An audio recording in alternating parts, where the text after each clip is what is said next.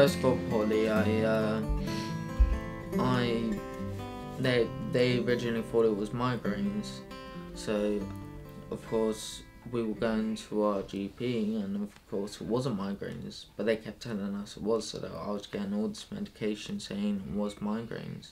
Pretty quickly, I thought, no migraine does that to you, and we took him back, and we luckily got him into an MRI scan pretty quickly. They discovered it wasn't migraines, and it was a brain tumour. And I just knew life was going to change. It was never going to be the same again.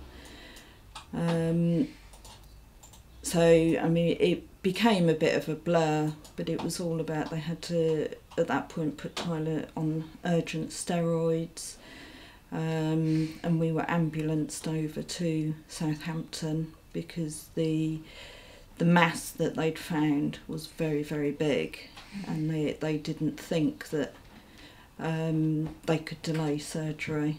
From having what we thought was just going for a normal day out, we were going to buy school shoes of all things. We just didn't come home again for, I think it was just over 6 weeks. And when they told us, I think as a parent, your heart just stops. It's the most scary thing that I've ever been through. And I remember Tyler's dad saying to the consultant, because it was a very, very risky operation, what happens if we don't have this done? And they said, well, he's going to die. So in some ways, him saying that, it made it easier because there was no choice. It had to be done, it had to be done quickly. 2 weeks later, I went back in again because it started regrowing, so they cut it out. And I think that time it went a lot better. There was no wires, I've done it all before, I know what to expect. But it still took a long time for recovery. As he started to recover, then he started to ask a little bit more, and he had a real issue at that point with the word tumour. So we just had to talk about it in different terms. So we sort of said it was like a lump. I had to take steroids as well, which makes it really large.